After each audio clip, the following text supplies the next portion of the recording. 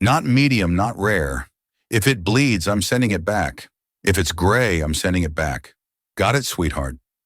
Mr. Henderson's voice, a gravelly rasp. Esther just smiled, another soul-crushing Tuesday at the Astor Diner. Little did he know, as he preened for his date, that she understood every disdainful syllable he uttered. Years in Paris had taught her more than just how to perfectly poach an egg. Tonight something was different. A tension, a silent hum. And the secret she carried, the fluency he mocked, was about to become her weapon. This isn't about a spoiled steak. This is about a quiet act of rebellion, about a woman reclaiming a life stolen by circumstance. They think she's just a waitress.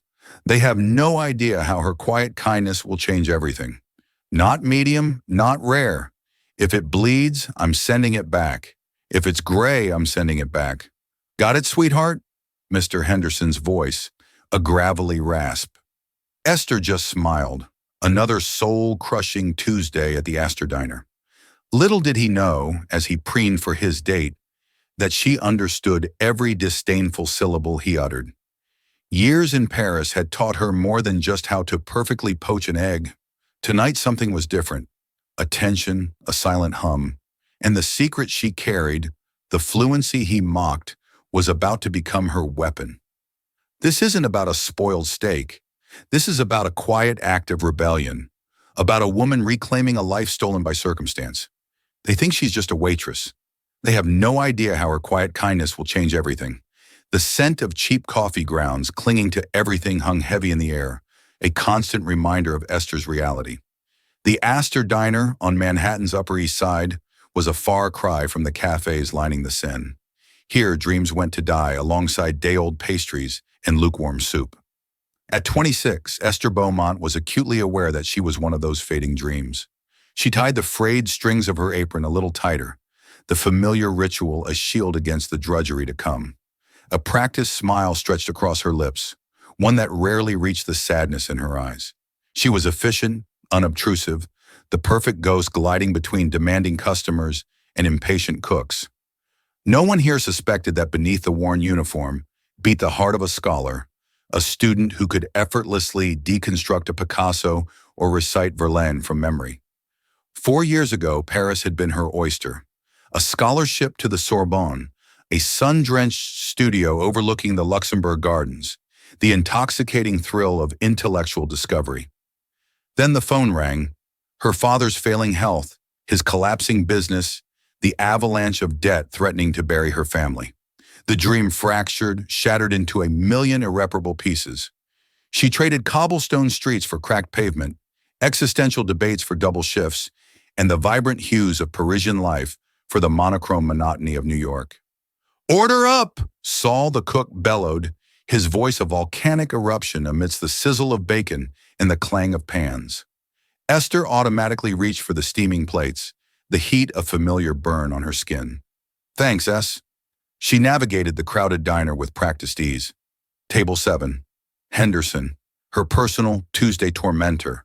He was a man in a power suit, slicked back hair, and an insatiable need to prove his importance to his obviously bored date. He'd already rejected the orange juice and sent the soup back for being tepid. He'd made it abundantly clear that the steak, when it arrived, had to be cooked precisely to his impossible specifications. Earlier, he said to her, snapping his fingers for the third time, and Esther had just smiled, offering another refill of his sparkling water. "Perfectly clear, sir." But as she weaved through the tables, a different presence caught her eye. A man sat alone in a corner booth. He was an anomaly in the Astor's usual cast of characters. No frantic phone calls, no desperate attempts to be noticed, just quiet observation. His clothes were understated, a dark cashmere sweater, charcoal trousers, but spoke of quality. No flashy watch, no ostentatious display, just an air of quiet authority. He nursed a single black coffee, his gaze following her with an intensity that wasn't lecherous, but rather assessing. A writer, perhaps? A professor? Something about him hinted at a world far removed from this greasy spoon purgatory. "2 more coffees for table 9, Maya," another waitress murmured as they passed. "And Henderson is asking for you again. He says his water tastes too Municipal. Esther sighed. Of course it does. I'll get the bottled water. Just another Tuesday, an endless cycle of mundane tasks punctuated by the subtle and not so subtle condescension of the privileged. Little did she know that this Tuesday was poised to detonate, cleaving her life in two. Back in his corner booth, the man took a slow sip of his coffee, his gaze fixed on Esther. It wasn't just a waitress he was watching, it was a potential waiting to be unleashed. The bell above the door jingled, announcing a new arrival. An elderly woman, her face etched with confusion, stepped inside. She clutched a large handbag, her eyes darting around the diner like a frightened bird. Her clothes were elegant, though slightly rumpled, a classic trench coat over a silk scarf, suggesting a tourist hopelessly lost. She approached the host stand, where Kevin, the perpetually flustered teenager, was struggling with the seating chart. "A table, s'il vous plaît?" she asked, her English heavily accented and hesitant. Kevin stared blankly. "A what table?" "For one. S'il vous plaît?" Her voice trembled slightly. Yeah, hold on," Kevin mumbled, his eyes glued to his list. The woman tried again, launching into a rapid-fire stream of French, explaining her predicament. Lost dead phone battery, supposed to meet her tour group at the Met, mistakenly went to Guggenheim. Kevin just shook his head. "Sorry, lady, I don't speak whatever that is." "Spanish?" From his table, Henderson let out a theatrical sigh.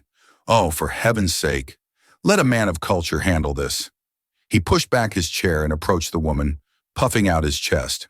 "Bonjour, madame," he said, his accent a mangled parody of the French language. I can help you. You, want a table? Voulez-vous, sit down?" He gestured wildly at an empty table. Esther, delivering a basket of bread nearby, winced. Henderson was butchering the language, transforming its inherent beauty into a clumsy, offensive caricature. It was more than just his atrocious French, though. It was his arrogance, the smug superiority he exuded as he made a spectacle of this vulnerable woman. It was the same condescension he displayed toward her all afternoon. Something snapped. The buried memories of sun-drenched afternoons spent in the Jardin des Plantes, debating Foucault, the very core of who she was before circumstance stole her dreams, surged to the surface. She placed the bread basket on the table, wiped her hands on her apron, and approached the elderly woman. From his corner booth, Alexander Sterling leaned forward almost imperceptibly, his coffee cup poised halfway to his lips. Esther smiled gently at the woman, then spoke, the words flowing effortlessly from her lips. The voice that emerged wasn't the flat, weary drone of a New York waitress. It was a voice from another life, clear and vibrant, as smooth as polished jade. "Madam," she began, her Parisian accent flawless. "Pardonnez-moi, madame, for the interruption. This man does not understand you. Puis-je vous aider? Vous semblez perdu." The diner seemed to fall silent. Henderson's jaw slackened. His date stared with wide, disbelieving eyes.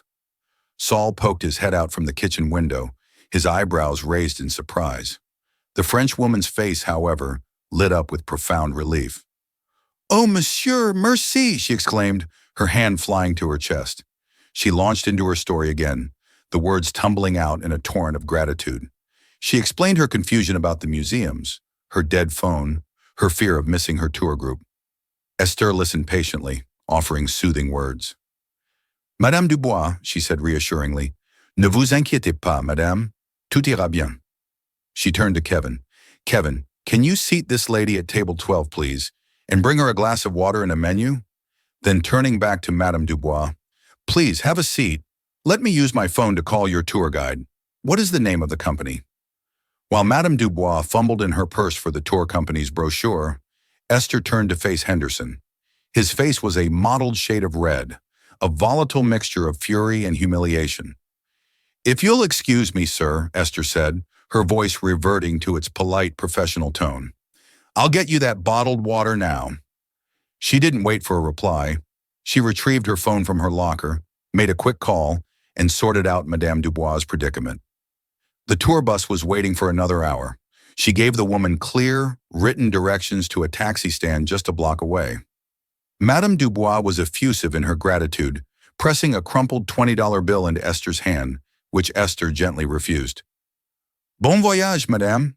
It's my pleasure. Have a safe trip. As Madame Dubois left, a quiet sense of satisfaction settled over Esther. For the first time in years, she felt like herself again. She had forgotten what that felt like. She went to clear Henderson's table, expecting him to be gone. He was, but he'd left a paltry $1 tip on a $100 bill. She wasn't surprised. What did surprise her was that the man in the corner booth was also getting up to leave. He caught her eye as he slid on a tailored navy blue coat. He gave her a small, almost imperceptible nod, a look of profound appraisal in his eyes. He left a crisp $100 bill on his table for a $3 coffee and walked out without a word. Esther pocketed the generous tip, feeling a small thrill of victory. She thought that was the end of it, a brief, satisfying moment of rebellion in an otherwise gray existence.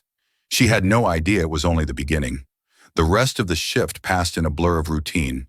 The diner emptied out, the frantic energy of the lunch rush replaced by the quiet hum of the late afternoon.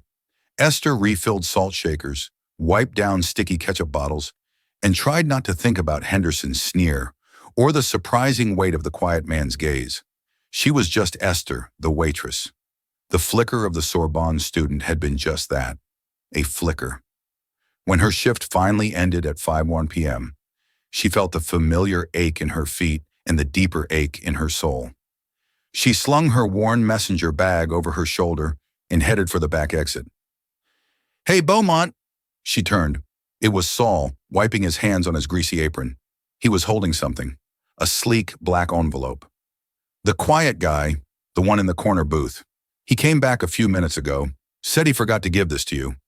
Told me to make sure you got it personally." Esther frowned, taking the envelope. It was made of heavy, expensive cardstock, unlike anything she'd ever held. There was no name on it, no address, just a simple, elegant silver seal holding it closed. The stylized wings of what looked like a falcon. "Weird, right?" Saul grunted. "Looked like a spy or something. Anyway, see you tomorrow." Esther murmured her thanks and slipped out into the alley. The evening air was cool against her flushed skin. Leaning against the brick wall under the dim glow of a security light, she broke the seal. Her fingers trembled slightly. Inside were two items. The first was a business card, as thick and black as the envelope. The silver falcon crest was embossed at the top. Below it, in minimalist silver lettering, were a name and a title. Alexander Sterling, CEO, Sterling Innovations. Esther's breath caught in her throat. Sterling Innovations wasn't just some tech company. It was a global titan, a behemoth in aerospace, logistics, and cutting-edge AI. Alexander Sterling was a legend, a reclusive genius who had built an empire from scratch. He was a billionaire many times over, famously private and rarely photographed. That was the quiet man from the diner. It seemed impossible. The second item made her heart stop altogether. It was a plane ticket, or rather a reservation confirmation, for a private jet, a Gulfstream G650, scheduled to depart from Teterboro Airport in New Jersey the next day at noon.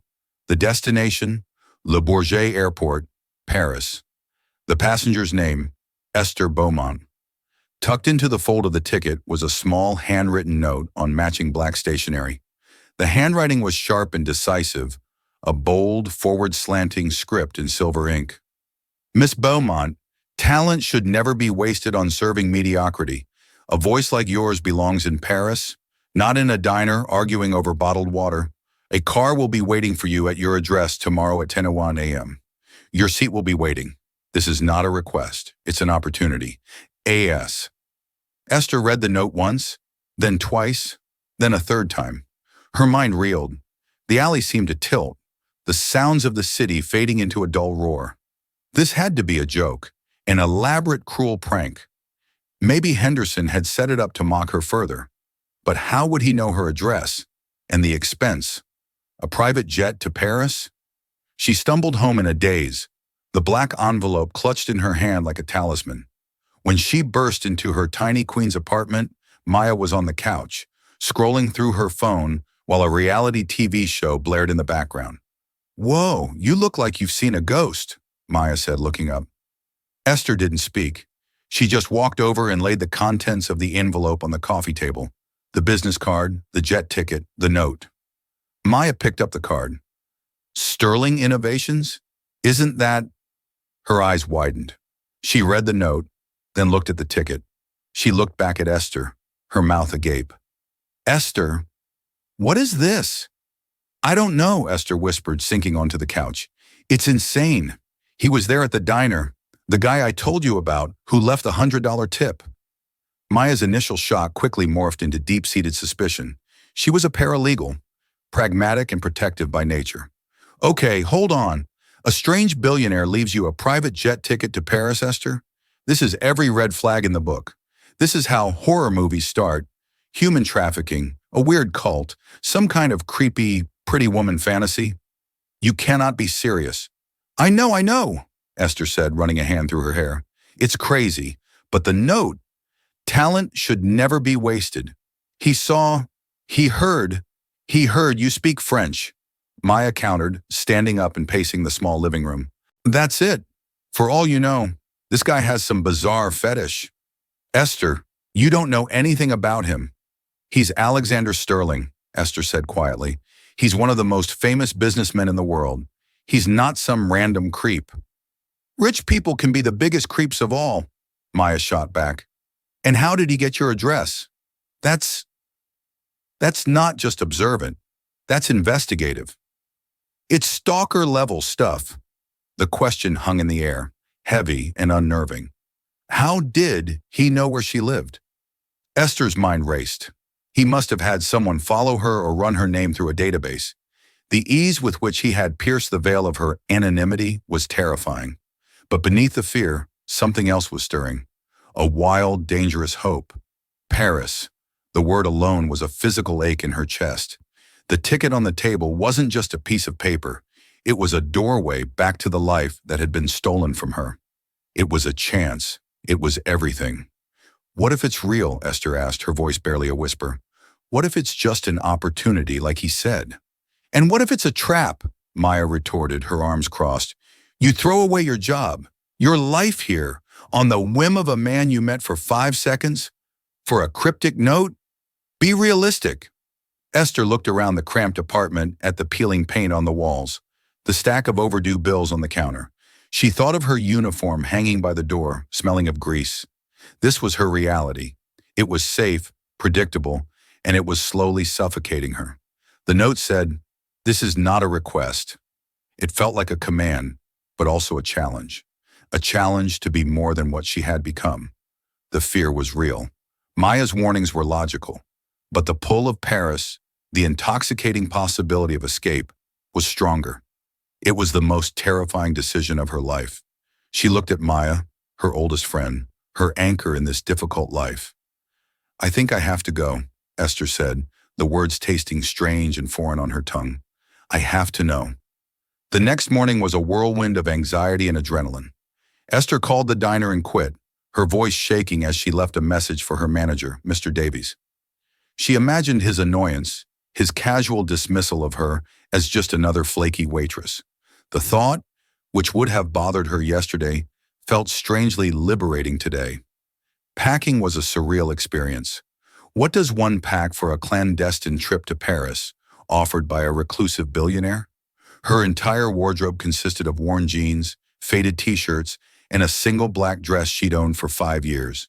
She stuffed them into her old scuffed suitcase, feeling foolish and hopelessly out of her depth. Maya watched her, a storm of worry on her face. I ran a background check on him, or tried to. He's a ghost. No scandals, no tabloid fodder, just business articles and philanthropy announcements. He's either a saint or very, very good at hiding things. Maybe he's just private, Esther said, trying to convince herself as much as Maya. Private people don't summon waitresses to Paris with anonymous notes, Maya shot back. I'm serious, Esther. I've put a tracking app on your phone. Don't you dare turn it off. And I want you to check in with me every 3 hours. If I don't hear from you, I'm calling the embassy, the FBI, the CIA.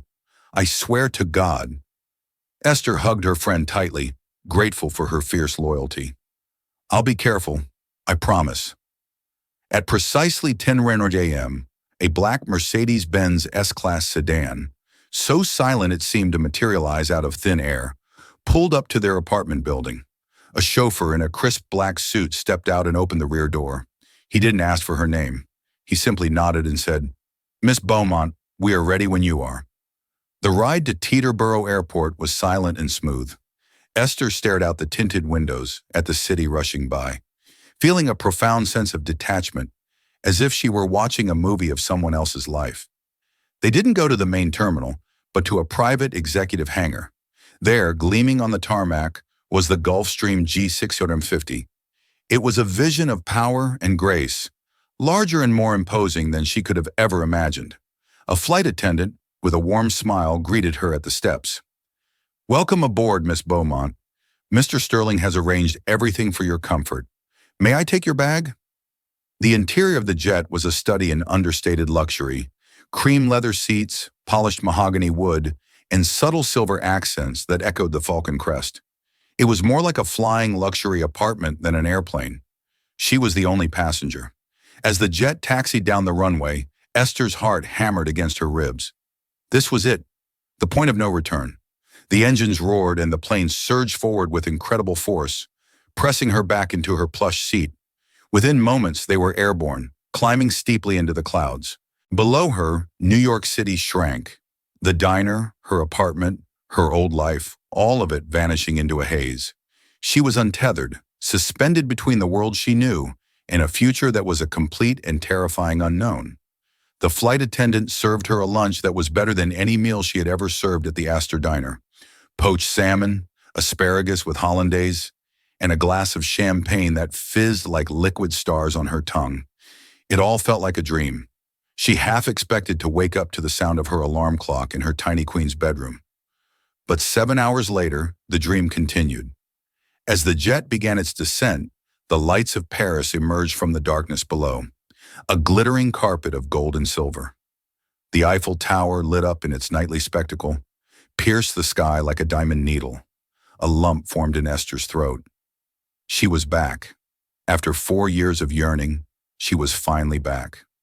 They landed at Le Bourget, the private airport north of the city. There was no customs line, no baggage claim, no chaos.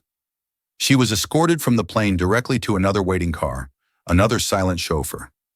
They drove through the streets of Paris, past familiar landmarks that made her heart ache with a bittersweet nostalgia. The Arc de Triomphe, the Champs-Élysées. It was all as beautiful as she remembered. The car, however, didn't stop at a hotel. It pulled up to a set of imposing wrought iron gates that opened onto a private, tree-lined cobblestone drive. At the end of it stood a magnificent Hotel Particulier, a grand private Parisian mansion in the 16th arrondissement. It was a palace of limestone and slate, its windows glowing warmly in the night. The chauffeur opened her door. "Welcome to Mr. Sterling's Parisian residence, Miss Beaumont." Her legs felt weak as she walked up the stone steps. The massive oak door swung open before she could touch it. Standing in the grand marble-floored foyer was Alexander Sterling. He was dressed in a simple dark sweater and trousers, just as he had been in the diner. Up close, she could see the faint lines of fatigue around his sharp, intelligent eyes. He was younger than she'd thought, perhaps in his late 30s. "Miss Beaumont," he said, his voice a calm, low baritone. "Welcome to Paris. I trust your flight was comfortable." Was comfortable. "Yes, thank you," she stammered, feeling small and out of place in the cavernous hall with its soaring ceilings and priceless-looking art. "Mr. Sterling, I don't understand any of this." "I know," he said, a faint smile touching his lips. "Clarity is the purpose of your visit, but first, you must be exhausted. My housekeeper will show you to your room. We can talk in the morning." He gestured and a woman in a gray uniform appeared. As Esther followed her up a sweeping staircase, she glanced back. Alexander Sterling was watching her with the same unreadable, analytical expression he'd had in the diner. He hadn't explained a thing. The mystery, she realized, was only getting deeper. This was not a gift. It was a prelude. Esther awoke to the unfamiliar sensation of sleeping on sheets with a thread count higher than her monthly rent. Sunlight streamed through tall French windows, illuminating a bedroom that was larger than her entire queen's apartment. It was exquisitely decorated in shades of cream and soft gray, with a small marble fireplace and a private balcony overlooking a manicured garden. A fresh kvass and a cup of coffee were already waiting for her on a small table. It was a beautiful cage, and she was still a prisoner of confusion.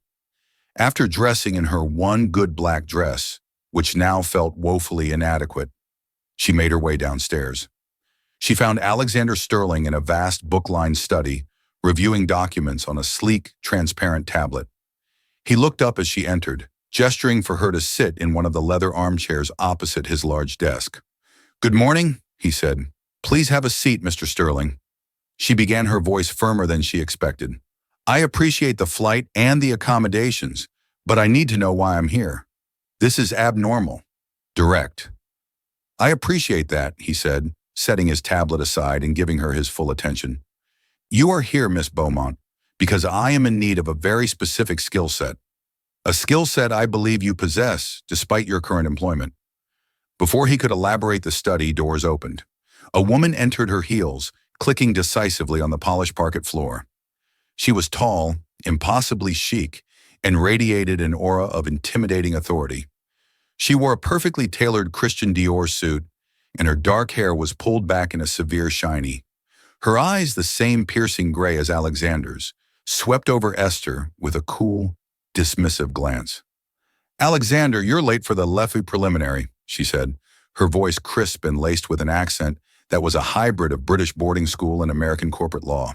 She stopped and looked at Esther again, a flicker of annoyance crossing her features. "Is this her?" "The waitress?" Alexander's face remained impassive. "Esther Beaumont. This is my sister, Isabel Sterling. She's the Chief Operating Officer of Sterling Innovations. Isabel, this is Miss Beaumont." Isabel offered a smile that was as sharp and cold as a shard of glass. "A pleasure, though I confess I don't quite understand the purpose of this experiment, Alexander." She turned her gaze back to Esther. "My brother has a pant for seeing potential in the most unlikely of places. He seems to think that because you can speak French, you can solve a multi-billion-dollar problem for us." Esther's head was spinning. Our multi-billion-dollar problem. What did they think she was? Alexander finally offered an explanation. "Sterling Innovations is in the final stages of acquiring a company, a French company, Maison Lefebvre." Esther knew the name. Everyone did. Maison Lefebvre was a legendary Parisian luxury house founded in the 18th century. They were famous for their bespoke leather goods and perfumes, a bastion of old-world craftsmanship and French heritage. "Lefebvre is family-owned," Alexander continued. "It has been for 8 generations, and the current matriarch Geneviève Lev is resistant to the acquisition. She is a traditionalist. She believes an American tech company like ours will destroy her family's legacy. We've sent teams of the best lawyers and negotiators in the world, and they've all failed. They don't speak her language." "And I don't mean French," Isabel interjected, her tone dripping with skepticism.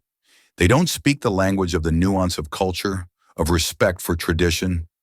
Geneviève Lefebvre slammed the door on our last M&A head because he wore white sneakers to a meeting. Esther was beginning to understand. "You need a translator." "No," Alexander said, leaning forward. "We have hundreds of translators. I need more than that. I need a bridge. I need someone who understands the subtlety of French culture, who can show respect for their heritage, but who also understands the directness and ambition of the American mindset. Someone who can navigate both worlds." He paused, his eyes locking onto hers. "In the diner, I didn't just see a waitress speaking French. I saw a woman of intelligence and grace handle a difficult, arrogant man with poise. Then I saw her treat a lost, frightened woman with compassion and empathy, using flawless, colloquial French. Not to show off, but to genuinely connect and help. That combination, poise under pressure, cultural fluency, and genuine empathy, is rarer than you can imagine. It cannot be taught in a business school." Isabel let out a quiet, impatient sigh. "It's a romantic notion, Alexander. A lovely story. But this is a $2.7 billion acquisition, not a social experiment. Miss Beaumont has no corporate experience, no background in finance or law. She served pie yesterday. The insult landed like a physical blow, But Esther held her ground. She refused to let this woman diminish her. "And what is it you do exactly when you're not a waitress?" Isabel pressed her eyes, narrowing. "What hidden talents did my brother unearth with his little private investigation?" The question confirmed Esther's fears he had investigated her. "I was a student," Esther said, her voice steady. "Here at the Sorbonne, I studied art history and French cultural studies. I had to leave before I could finish my degree due to a family emergency." Alexander nodded slowly, as if this confirmed something he already knew. Isabel, however, looked unimpressed. "So, you're a college dropout," she stated flatly. "My sister lacks a certain subtlety," Alexander said, shooting a warning look at Isabel. "Here is the situation, Miss Beaumont. This is not a vacation. It is for all intents and purposes a job interview. The most unorthodox job interview of your life. I want you to be part of the team meeting with Geneviève Lefebvre and her family. I don't want you to negotiate finances. I want you to listen, to observe, to build a bridge where we have only found walls.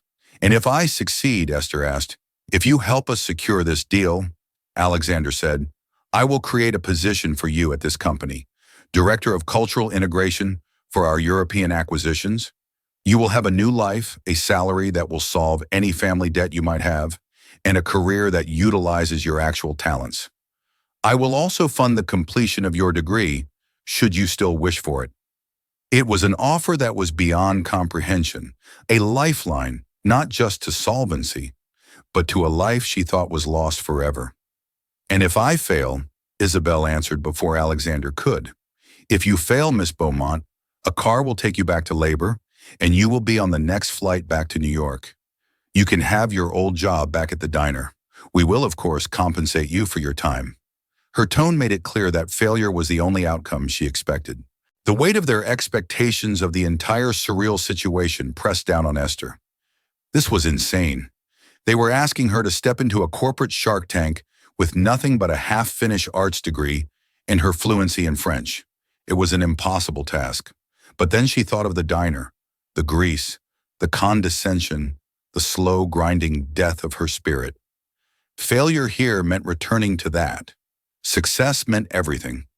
She looked from Isabel's cold, challenging stare to Alexander's quiet, expectant one. She took a deep breath. "When is the meeting?" she asked. The next 2 days were a brutal high-speed education in the world of corporate acquisitions.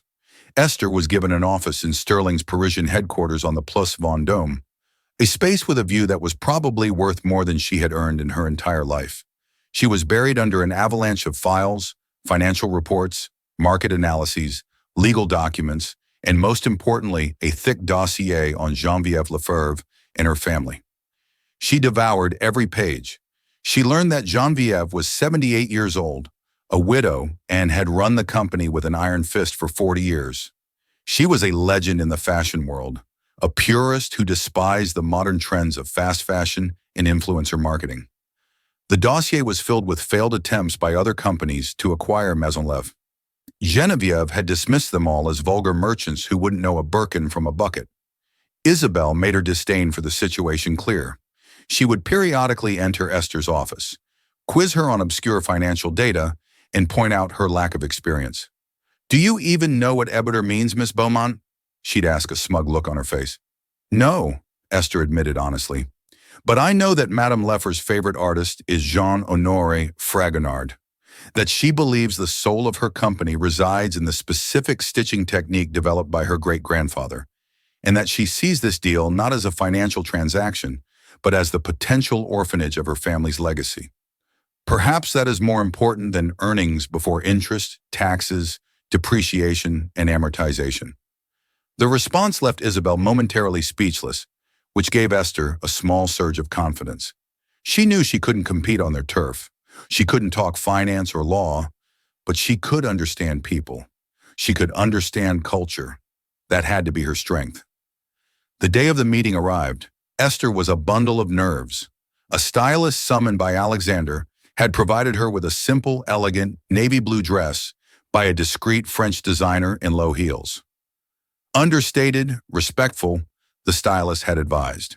The meeting was to be held at the Lefebvre flagship store on the Rue Saint-Honore, a hallowed space that felt more like a museum than a shop.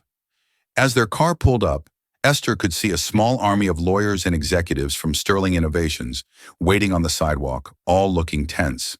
Alexander, Isabel, and Esther got out of the car. Alexander gave Esther a reassuring nod. "Remember, you are not here to speak for me. You are here to listen for me." Isabel simply sniffed. "Try not to spill anything." They entered the building. The air inside was silent and smelled of expensive leather and jasmine. They were led up a private elevator to a formal salon on the top floor, and there, sitting in a Louis Vuitton 16th armchair, was Geneviève Lefebvre. She was a small bird-like woman with sharp, intelligent eyes and perfectly coiffed silver hair. She was flanked by her two sons, both stern-faced men in their 50s.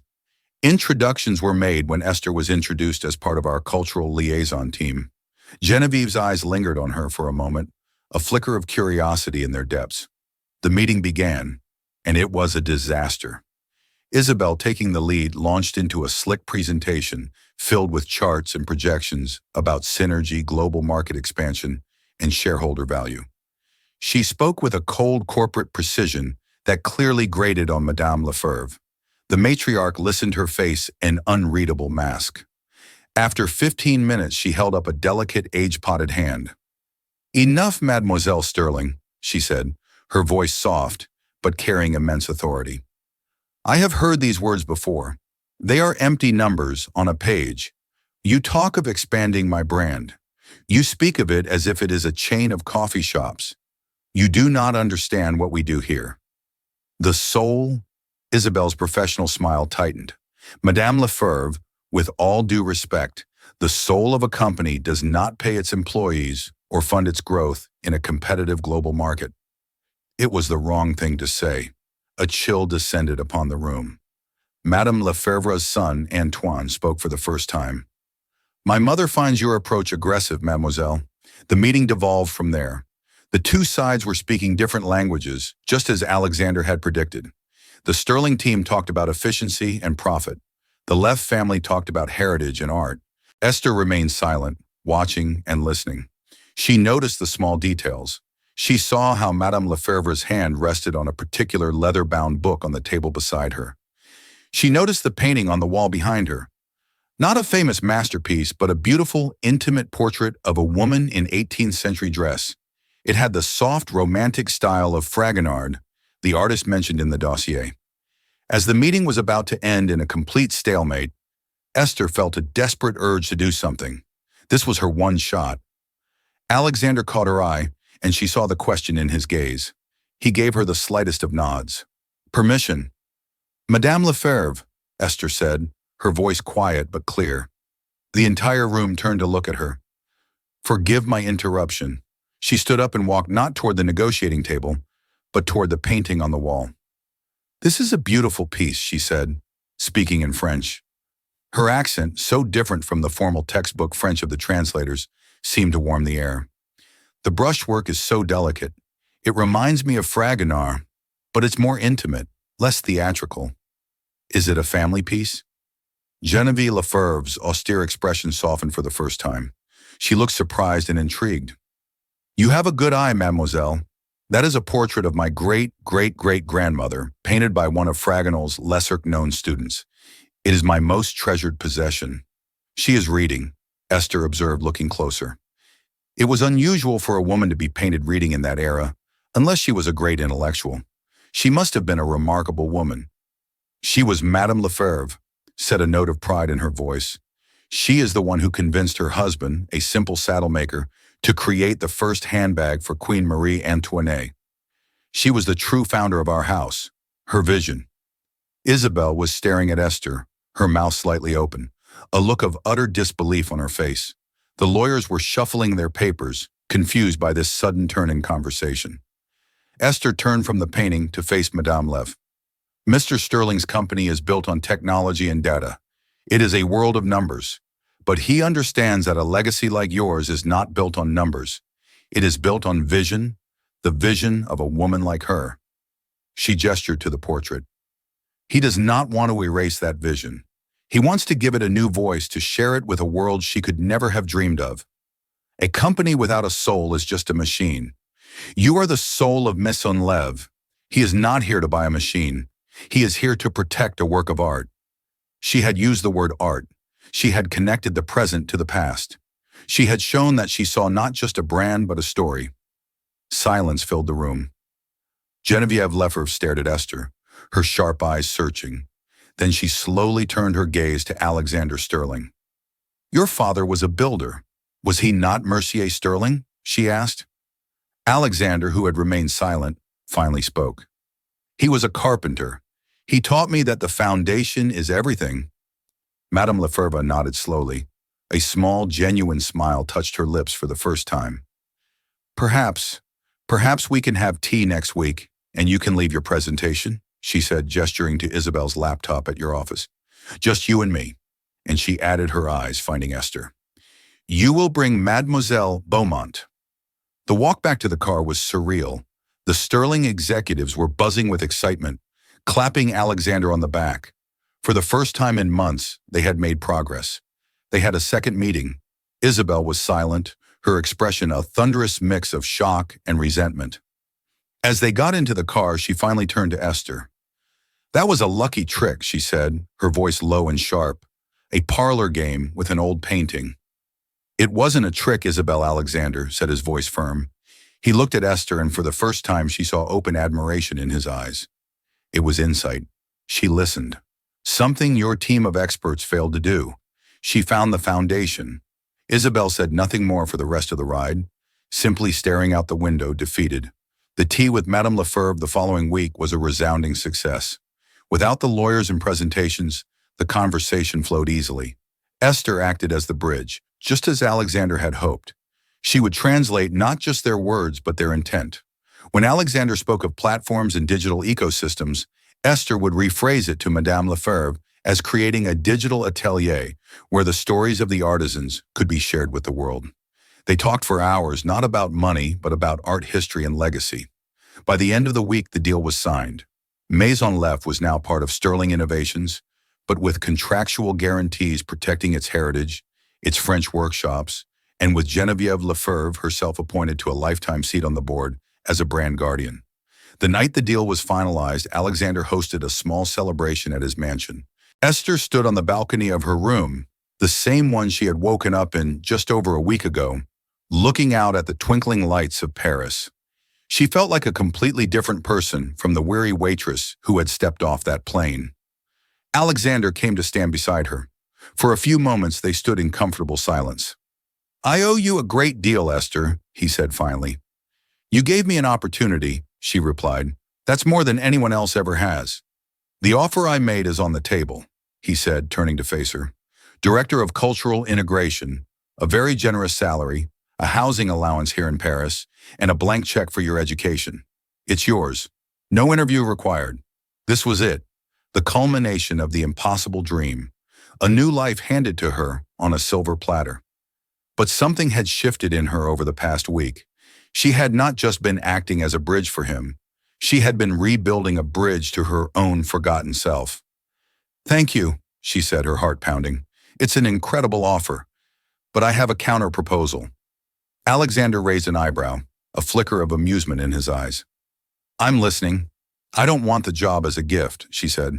"And I don't want you to pay for my degree. I want you to invest in me. Not as an employee you discovered, but as a partner you value." She took a breath, summoning all the confidence she had gained. "I want to run the Maison Lefebvre integration, not as a director of a department, but as the project lead. Give me a budget and a team, and I want a performance-based contract. If I succeed in doubling its digital presence while maintaining brand integrity in 2 years, I get a stake in the subsidiary. A small one, but a real one. And I'll pay for my own degree with the salary you give me." She was asking for responsibility, not a reward. She was asking for a chance to build something herself, not just be a well-paid accessory to his empire. Alexander Sterling stared at her, his analytical gaze replaced by one of genuine surprise, which slowly morphed into a broad, brilliant smile. It was the first time she had seen him truly smile, and it transformed his face. "A college dropout waitress who served me coffee a week ago is now negotiating equity with me on a multi-billion-dollar deal, he said, shaking his head in disbelief. He let out a soft laugh. I knew my instincts were right about you, Esther Beaumont. I just had no idea how right. He extended his hand. You have a deal. Welcome to Sterling Innovations. Esther shook his hand, a current of electricity passing between them. It wasn't just a handshake. It was a contract. It was the closing of one chapter of her life and the explosive beginning of another. She was no longer a waitress who spoke French. She was a woman who had found her voice in more ways than one, and she was finally truly home. Esther's story isn't just about a lucky break. It's a powerful reminder that the person you are right now in whatever job you're working is not the final chapter. Your hidden talents, your forgotten passions, the skills you think no one sees, they have immense value. It was a single moment of kindness and a sentence in French that changed Esther's life. But it was her courage to step onto that jet, her intelligence to see the real problem, and her confidence to demand her true worth that secured her future. What hidden talent do you have that the world just hasn't seen yet? What would you have done if you found that black envelope? If this story inspired you or made you think, please give this video a thumbs up. It truly helps us bring more stories like this to you.